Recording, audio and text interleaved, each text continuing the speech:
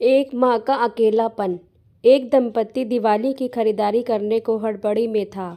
पति ने पत्नी से कहा, जल्दी करो, मेरे पास टाइम नहीं है, कहकर कमरे से बाहर निकल गया। तभी बाहर लॉन में बैठी माँ पर उसकी नज़र पड़ी। कुछ सोचते हुए वापस कमरे में आया और अपनी पत्नी से बोला, शालू, तुमने माँ से भी पूछा कि उनको दिवाली पर क्या चाहिए?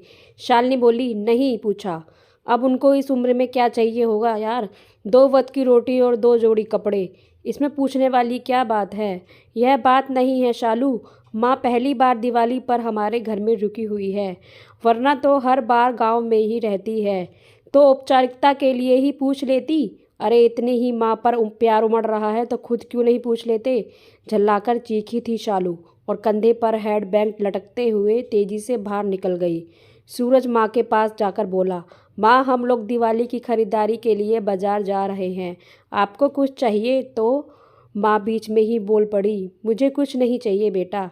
सोच लो माँ, अगर कुछ चाहिए तो बता दीजिए। सूरज के बहुत जोर देने पर माँ बोली, ठीक है, तुम रुको, मैं लिख कर देती हूँ। तुम्हें और बहू को बहुत खरीदारी करनी है, कहीं भूल ना जाओ, कहकर सूरज की माँ अपने कमरे में चली गई। कुछ देर बाद बाहर आई और लिस्ट सूरज को थमा दी। सूरज ड्राइविंग सीट पर बैठते हुए बोला, देखा शालू, माँ को भी कुछ चाहिए था पर बोल नहीं रही थी। मेरे जिद करने पर लिस्ट बनाकर दी है।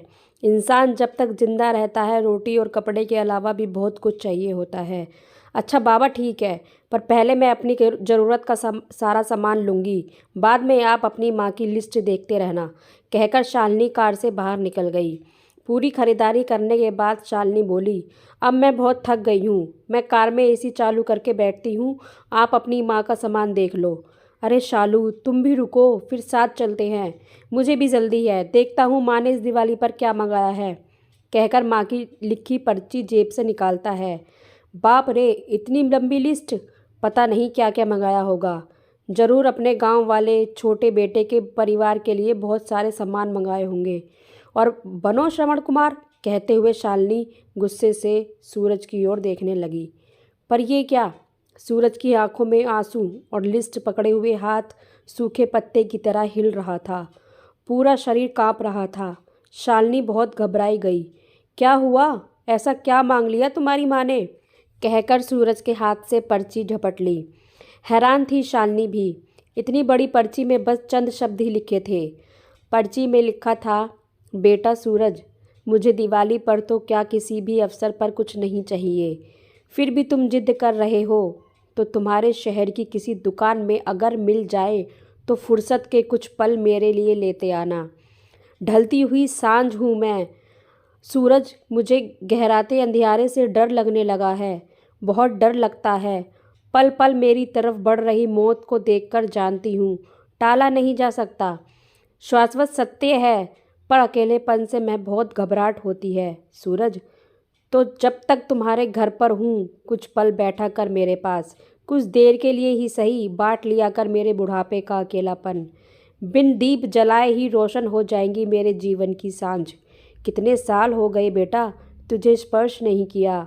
एक बार फिर से आ मेरी गोद में सर रख कर और मैं ममता भरी हथेली से सहलाऊं तेरे सर को।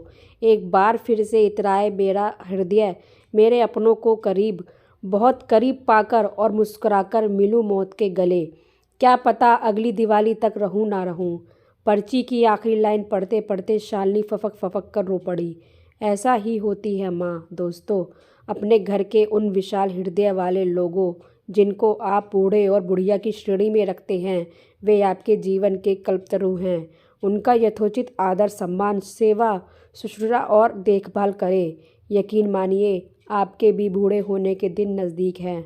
उसकी तैयारी आज से ही कर लें, इसमें कोई शक नहीं। आपके अच्छे बुरे कृतज्ञ देर सवेर आप ही के पास लौट कर आने हैं। तो फ्रेंड्स, अगर ये कहानी अच्छी लगी हो तो लाइक, शेयर, कमेंट्स करें और चैनल को सब्सक्राइब करें। Thank you.